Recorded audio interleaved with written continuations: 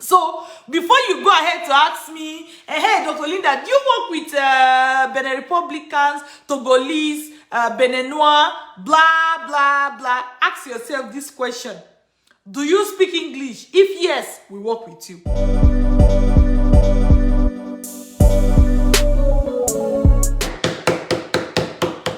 How are you doing today? Welcome to my live session. And today I'll be answering the latest 20 study abroad questions, right? And this is something that's going to benefit Africans irrespective of the country you're relocating to.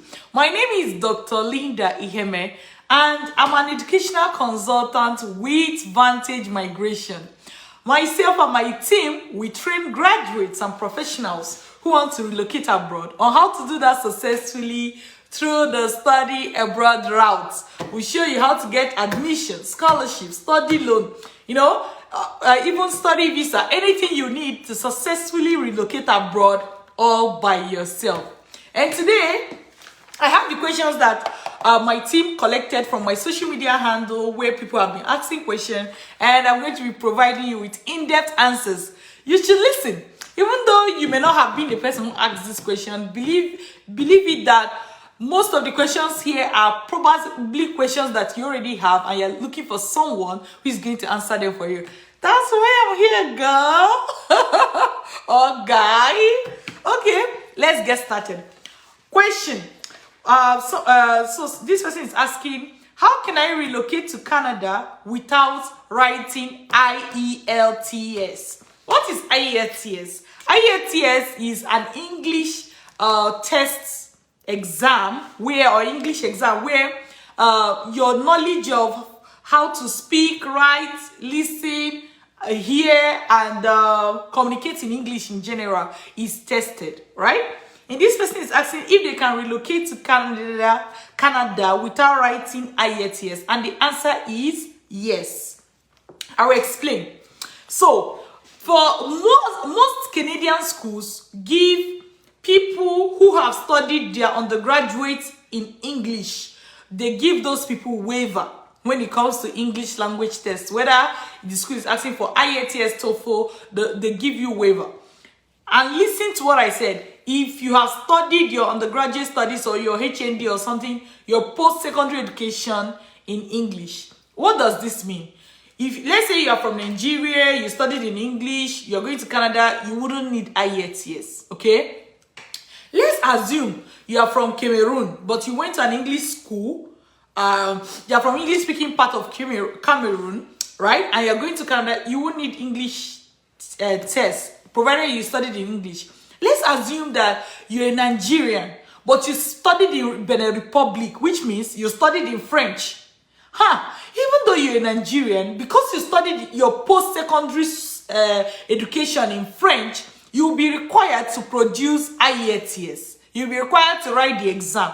So, knowing whether you are going to get a waiver or not depends on what country did you do your post-secondary education, and did you study in French or English, for example. Keep in mind, if you studied in French, this means you know how to speak French, right? You are bilingual. Why not apply to, for example, the French-speaking part of Canada? Say, if you're applying to, say, University of Montreal, McGill University, and all those universities in Quebec, the French-speaking part of Canada, you would not need IELTS. In fact, your French becomes a great advantage. Guess what? Quebec, which is the French part of Canada, currently implemented a policy that allows international students to pay local school fees. This means that for your masters, you may just be paying like, say, $3,000 to do your masters if you speak French. So, life is about finding life is about finding what works for you, because everybody is different. Different things work for different people, but what you think is a disadvantage may end up being your best advantage in life. You must be able to look broadly and find the things that are advantages to you. If you're a French speaker and you're listening to this, instead of you crying about having to write IELTS, apply to the French part of Canada. You are either going to get full scholarship or you're going to be paying peanuts for your education. Isn't that some good news? Oh, all right. So I hope this answer have helped. The next question I have here is, I have a good master's result. Can I apply for PhD in the same field? You know, thinking about this question, what came to my mind is, I didn't seem to be able to figure out what was going on in the mind of this person by the time they asked this question. Because the question says they have very good master's results, whether they can do PhD in the same field. Like, could it be that this person is wondering what would be the advantage of doing PhD since they've already done a master's in that field and they understood all the things happening in the field? I could not understand what was going on in the mind of this person. The shallow answer is yes. But I have a feeling that that's not the reason this person asked this question. If you have such a question, please do well to clarify for us, and we'll be very happy to give you extended, more answer on the question, okay? Now we have the next question, and it says, do you offer training for South Africans? What do you think the answer is? Yes, yes, yes, yes.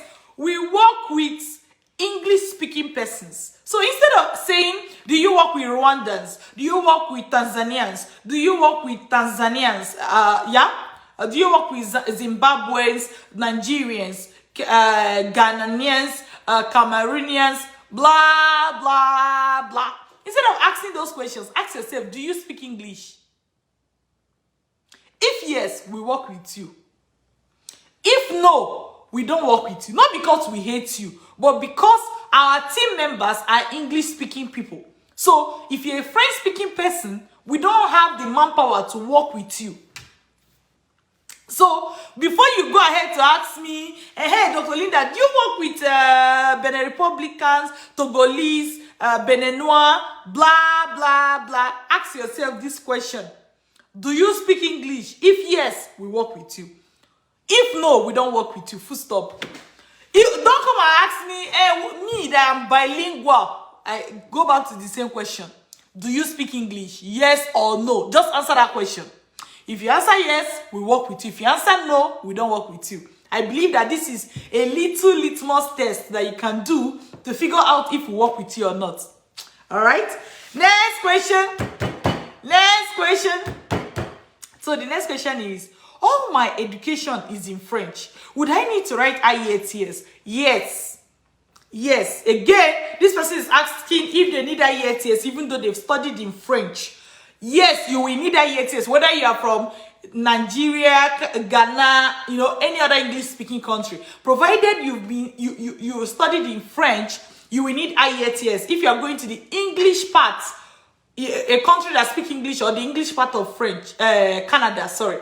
However, I already mentioned to you that there is a big advantage that you have, which is that the French-speaking part of Canada right now have passed a policy that allow you to pay local school fees, which is peanuts for your study. So if you speak French, think of going to the French-speaking part of Canada, say Quebec. Apply to a school in Quebec, and you'll be very happy that you did so. Okay? Thank you so much. Okay, next question. Okay, this person said, I have HND in mechanical engineering. What are the options if I want to relocate to Canada? Okay, the person I can't give you all this answer because there is a lot.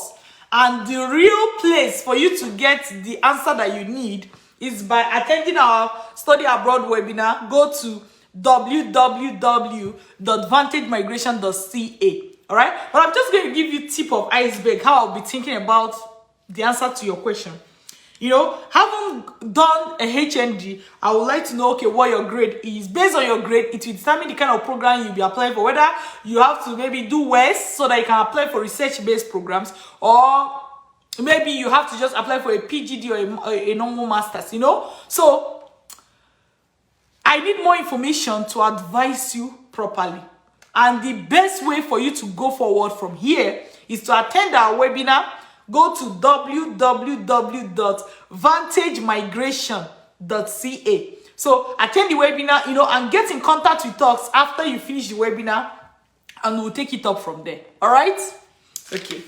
It looks simple, but it's not as simple as you think. Okay, the next question is, if nurse want to relocate to Australia, is IELTS compulsory?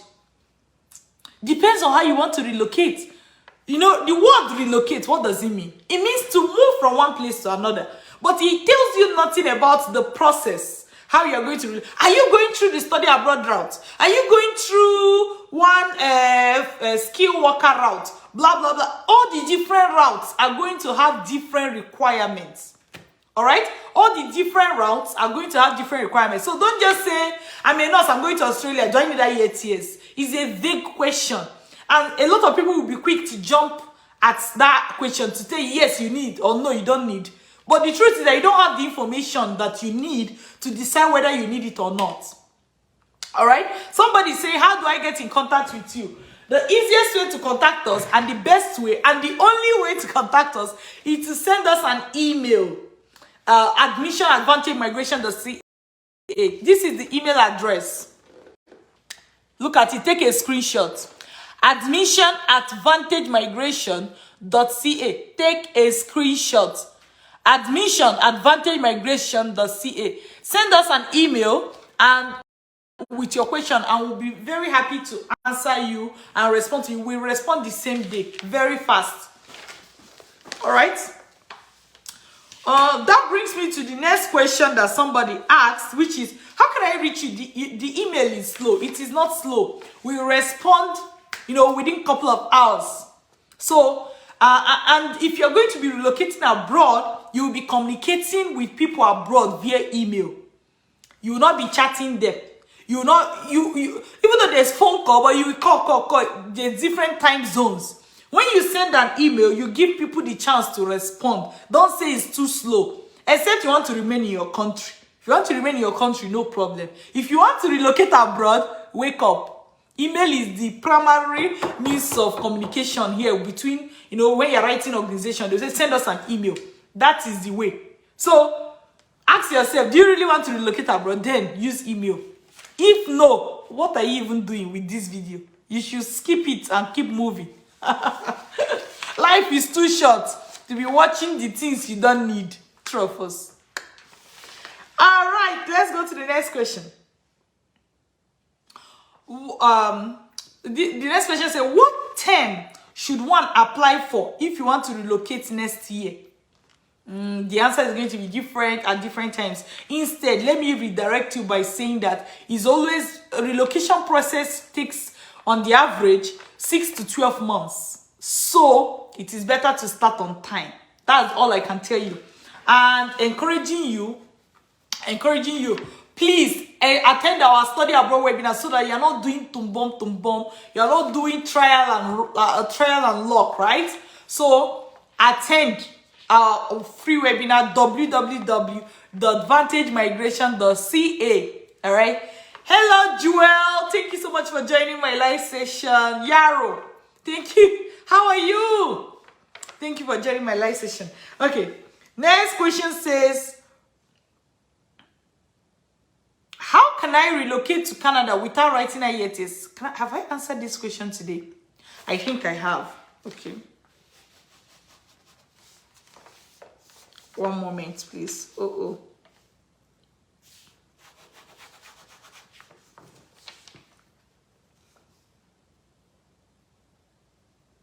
Someone said, can I relocate abroad without having money? What does this mean? If you have 0 in your account, you say you don't have money. Even some people, when they have, maybe $1,000, they'll say they don't have money, right? Even some people, when they have $5,000, they'll still say they don't have money.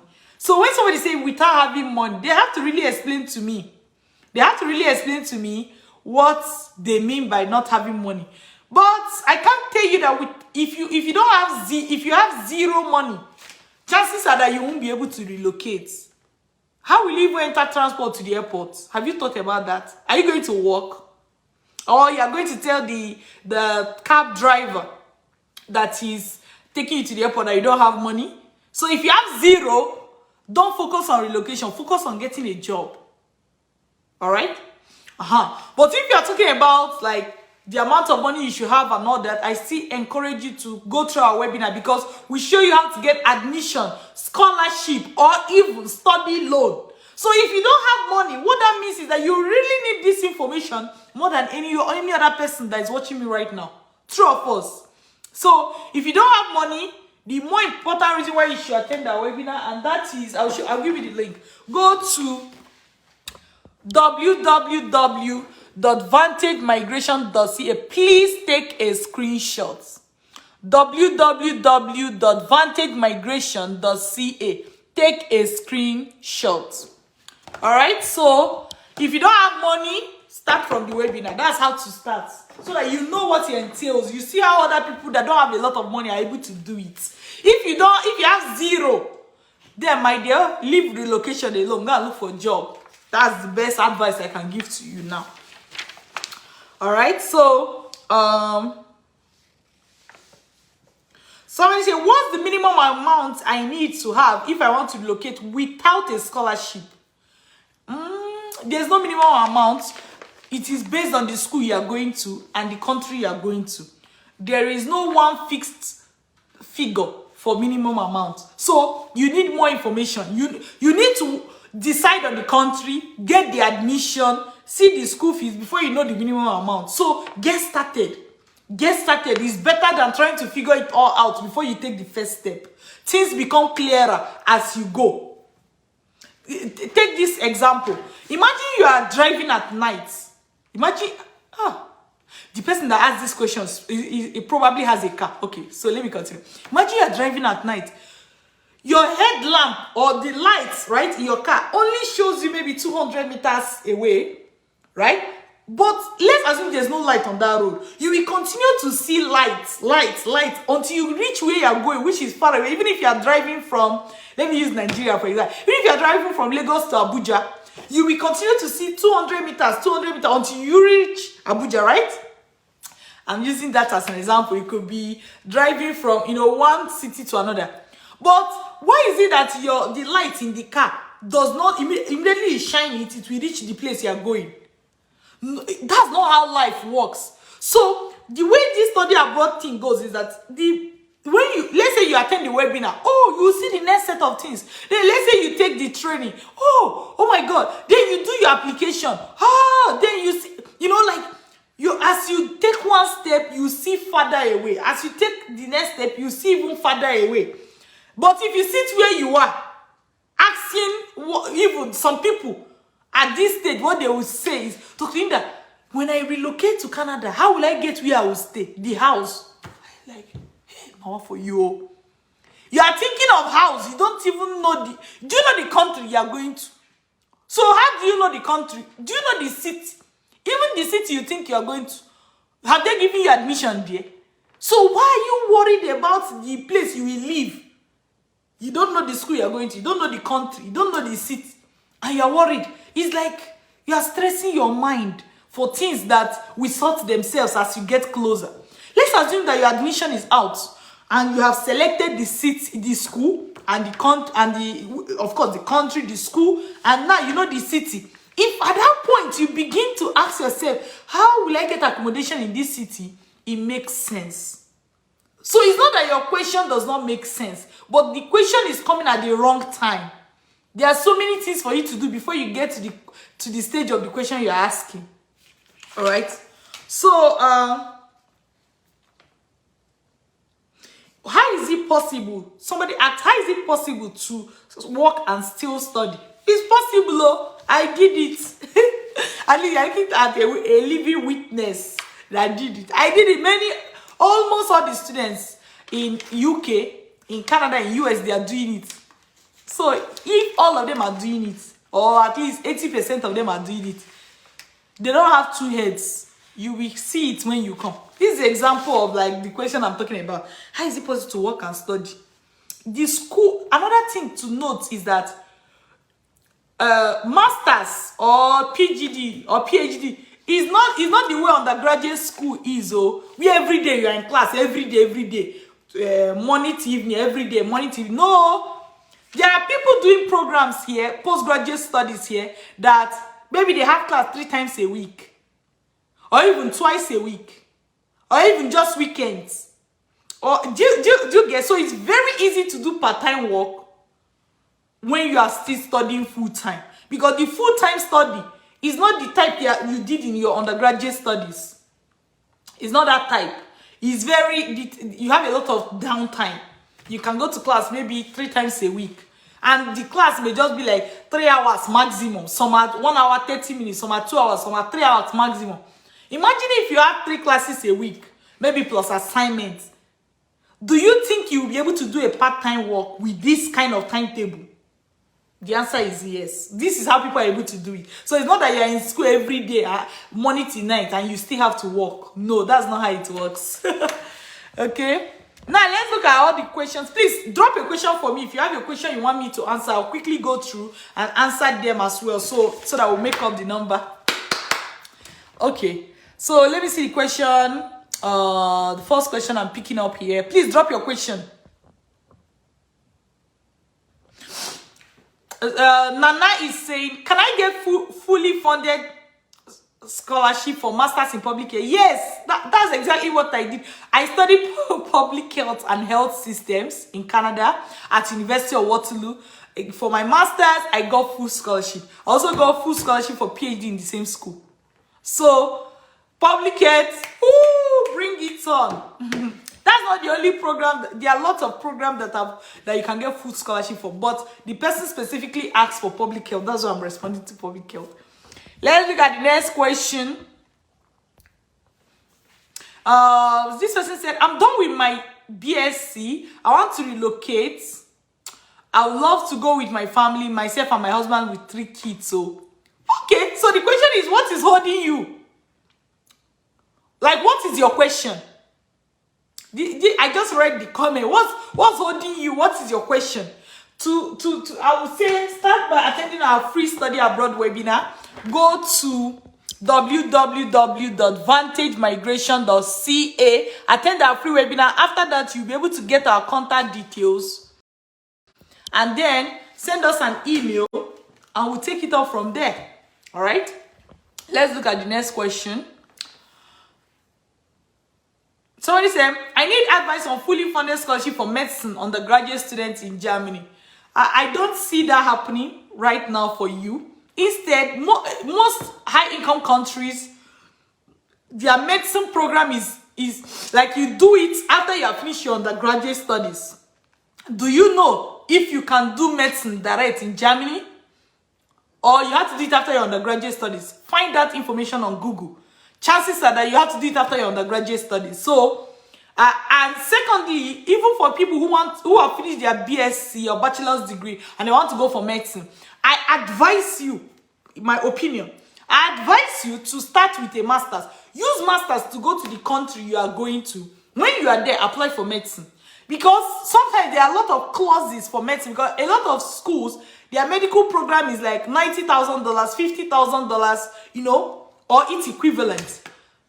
And most times you may not get full scholarship. A lot of them will have to use study loan, and most loan bodies won't give you that amount of money for the number of years of med school. So sometimes you need to become, maybe say, a permanent resident in that country, and then you apply for med school, so that even if the scholarship is not full, you can get study loan from the banks to do your medical studies. So if you are thinking of doing medicine and surgery abroad, I advise you to finish your BSc, come to the country, to that particular country through masters. While you are there, then you go on with your medical program.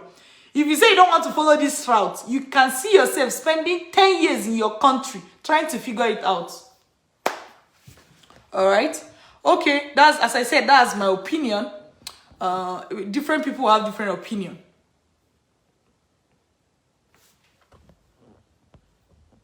Let's see questions that people have.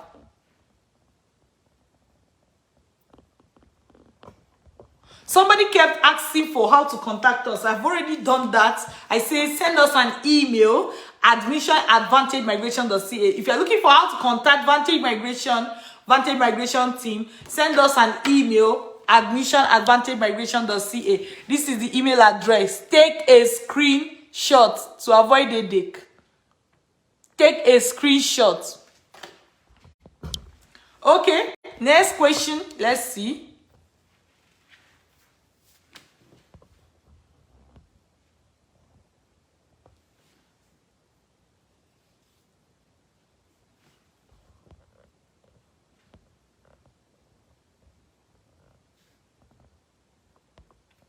One moment.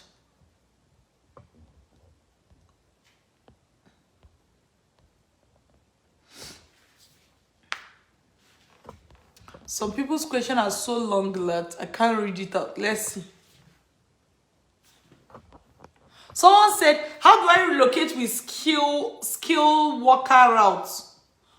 Skill worker route, Google it. For Vantage Migration, we focus on education migration only. So if you're looking for any other route, please, Google is your friend, all right?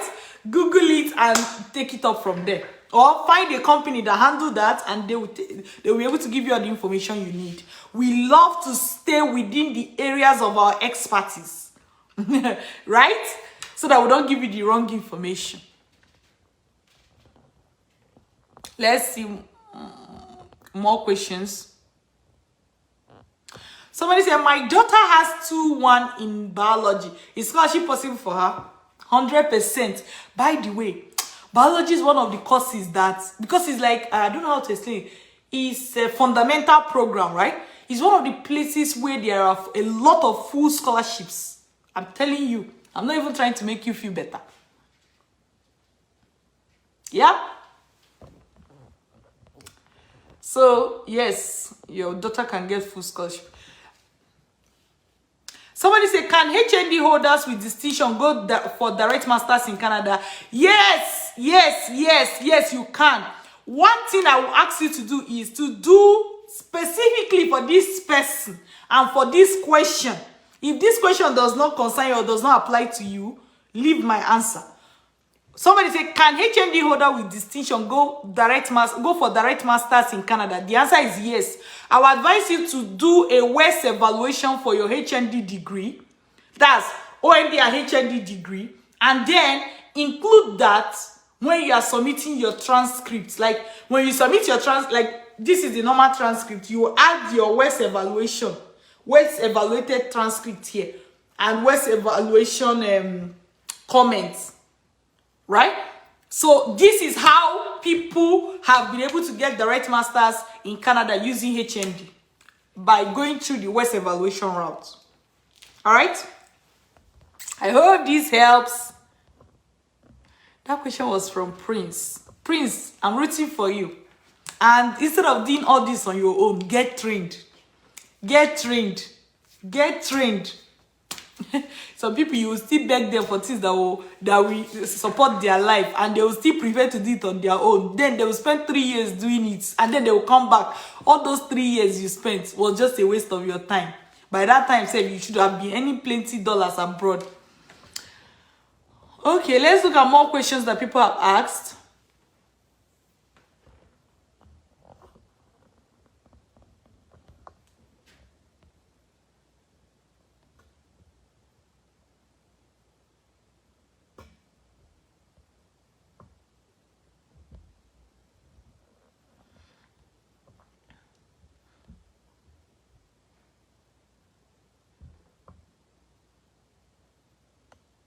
Someone say, if I have funds, is it safe to travel with family? The answer is yes. The answer is yes. I think the person is afraid of visa challenges. If you, instead of this fear that you're expressing, why not learn how to get the visa for your family since you already have the funds? Do you understand my point? Why not learn? Let us teach you how it is done. Instead of like, I'm afraid. You know, even if I tell you now, you will not. The thing is that if you go and do it yourself, you mess it up. Then you say, Dr. Linda said I could go with my family, but they denied us visa. Because you messed it up. I don't know if you get my point. So you have to understand that the answer I'm giving to you is assuming that you got trained by us. We showed you exactly how to go about the process. This is why I always say, get in touch with us.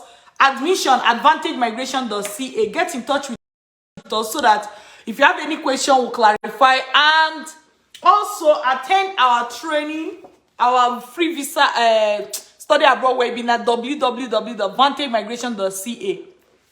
All this fear is not going to take you anywhere. And if you fear from now to 10 years time, nothing is going to change. You will still be afraid. What will kill that fear is confidence in knowing exactly what to do. If you know what to do, traveling with your family is 100% guaranteed. If you don't know what to do, the chance is as good as zero. It's not happening. Okay? Let's call a spade for once.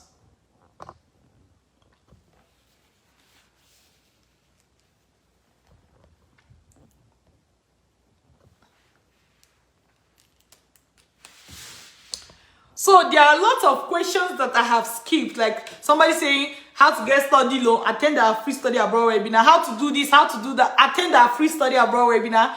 The correct answer is, you are afraid of the correct answer, which is attend our free study abroad webinar.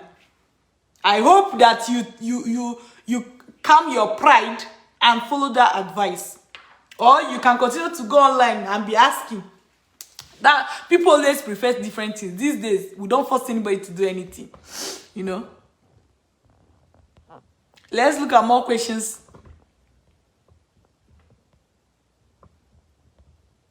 All right, I think I've exhausted the questions that I have here that are worth giving a shot. Please, if you have any personal question, or some people that will say, oh, I attended your webinar, this, send us an email. I'll show you again. Admission@advantagemigration.ca. That is the best way to contact us so that we can answer your question. Admission@advantagemigration.ca. And if you're just coming in contact with us, you want to understand what we do, how this thing works, attend our free study abroad webinar. Go to www.vantagemigration.ca and get started. All right. Now, someone else that I'm going to address, is it Igor Mikel? What's your name? You keep like it's like you're getting all the you will say somebody that have tutu, can they travel? Somebody that have HND, can they travel? Somebody, are you serious with your life, or you want me to block you? Are you serious with your life, or you want me to block you?